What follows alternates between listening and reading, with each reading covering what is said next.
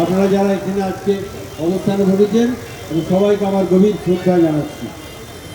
শ্রদ্ধা জানাচ্ছি এই জন্য যে আপনারা সবাই মনে রাখবেন, শুধু মাতঙ্গিনী হাজরা নয়, মাতঙ্গিনী হাজরা একটা প্রতীক ছিল, কিন্তু প্রকৃতপক্ষে সতীশ সামন্ত, অজয় মুখোপাধ্যায়, সুনীল ধারারা সারা বাংলায় না সারা ভারতবর্ষে যে ইতিহাস তৈরি করেছে, সেই ইতিহাস প্রকৃতপক্ষে আমাদের মনে করিয়ে দেবার যে আমরা প্রতিবাদ করতে জানি।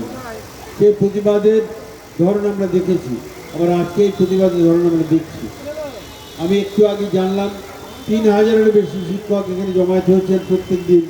প্রত্যেক দিন তারা এখানে বসছেন, প্রতিবাদ জানাচ্ছেন এবং এই অন্যায়ের বিরুদ্ধে প্রতিবাদ জানাবার জন্য তারা প্রতিজ্ঞাবদ্ধ হচ্ছেন। এই প্রতিজ্ঞা ছড়িয়ে পড়ুক দিক থেকে দিগন্তরে, এই প্রতিজ্ঞা ছড়িয়ে পড়ুক চতুর্দিকে। সমস্ত মানুষ যেন মনে করেন এই প্রতিজ্ঞা তাদের প্রতিজ্ঞা, এই শুধু শিক্ষকদের প্রতিজ্ঞা নয়, সর্বস্তরের শিক্ষিত মানুষদের প্রতিবাদ। এই প্রতিবাদ আসলে চেতনা সম্পন্ন মানুষের প্রতিবাদ।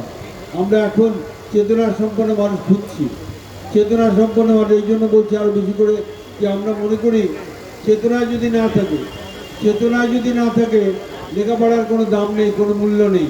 বিএ পাস করেছেন কিন্তু চেতনা বৃদ্ধি হয়নি, এমএ পাস করেছেন কিন্তু চেতনা বৃদ্ধি হয়নি। আপনি জানেন না অন্যায়ের বিরুদ্ধে প্রতিবাদ কেমন করে করতে হয়, তাহলে সে বিএ পাস এমএ পাসের কোনো মূল্য নেই, তার কোনো দাম নেই। আপনারা যারা এখানে প্রতিবাদ করতে এসছেন, আপনাদের মধ্যে কেউ প্রাইমারি শিক্ষক আছেন। আমি প্রাইমারি শিক্ষক দিনে গত পরশু দিন মিটিং করেছি, গতকালকে মিটিং করেছি, এবং ওরা আগামীকাল আমাদের এলাকায় আবার বসবেন।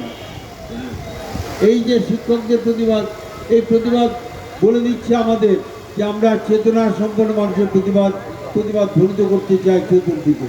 আসলে আমরা সবাই মিলে এই অন্যায়ের প্রতিবাদ করি। রাজনীতি